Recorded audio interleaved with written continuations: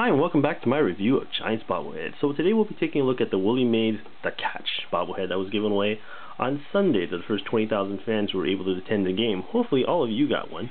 I lined up at about 10:30, waited about maybe 45 minutes, got in about 11:15. Didn't have a problem, no rush. I don't know why people get there at 8 in the morning. There's no need to do that. In any case, here's Willie Mays doing his thing, catching the ball. A little historical tidbit of what this means. This was back in the day, 1954. I think it was September 29th. Game 1 of the World Series. Game was tied 2-2 in the bottom of the 8th.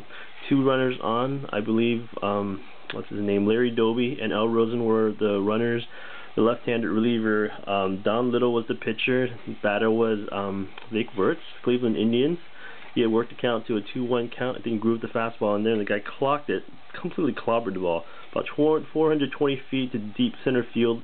Willie Mays, back in the day, was always a shallow center fielder. All classic great center fielders are. They play very shallow. Took it off like a dead sprint, like Jerry Rice, caught the ball over his shoulder, basket catch, you know. And the amazing thing about the catch is not the fact that he caught it, but that Willie Mays had the foresight to turn around, throw the ball back to the infield, and preserve the runners and keep them in place so they couldn't tag.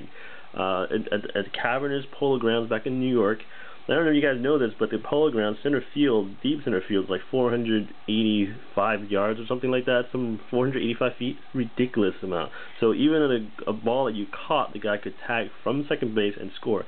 And so with the foresight, he caught the ball, turned around, immediately threw it back. And the guy, what's his name, Larry Doby, never got there. He only got the third, and then they got out of the inning, and the Giants won in the 10th inning, I believe, and then they went on to sweep the series in 1954 against Cleveland. Ironically, the last time the Giants have ever won the World Series. Any case, let's take a look at the bobblehead. Bobblehead itself, Willie Mays, back in his youth. I think he was only like 24 years old at the time. He has his New York Giants orange logo, Giants logo across his chest. He's got the number 24. He did not have the name Mays across the back. You usually only see that on the road jerseys. The interesting tidbit about this jersey is the fact that they went into a lot of detail to replicate exactly what that kind of fabric looked like back in the day. When they don't wear the polyester blends that they wear now, this kind of fabric, the cotton drapes, is very different. The artists who did this took a lot of time to render it correctly. That's exactly how the fabric would fold away. Even the socks, the way that the socks would tuck into the pants there, the way that the shirt would buckle out. Took a lot of effort, especially the sleeves. I think the sleeve detail especially.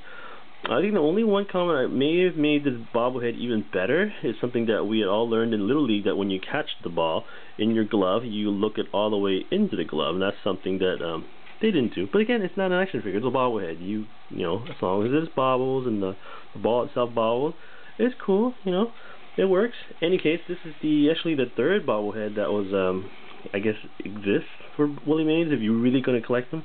There's the 1962 bobblehead reviewed earlier, and also the 1999 Willie Mays bobblehead that really started the whole modern trend. So about 11 years later, this is only the second Giants stadium giveaway of Willie Mays. So it's pretty, I guess you can go alpha and omega, the beginning and the end here. So it took 11 years for them to make another Willie Mays bobblehead. Kind of interesting bit about this is the fact that you look at that and you look at this and you go, holy smokes, how did anyone think that was a bobblehead versus this? It's kind of, how did this happen, where he's really stubby and fat and doesn't really look like Willie Mays, and here you go, this is, you know, what Willie Mays looked like in 1954. So very different. You know, bobbleheads have changed and grown, and the artistry behind it, and especially the money that's being invested in the bobblehead technology. Pretty amazing. In any case, that's my review of the Willie Mays The Catch bobblehead. Hopefully you all got yours. I think on eBay that's going for about 45, 50, 60 bucks or so. And hopefully you all get a hand on yours and add to your collection. Alright, as always, thanks for watching. Go Giants! Bye!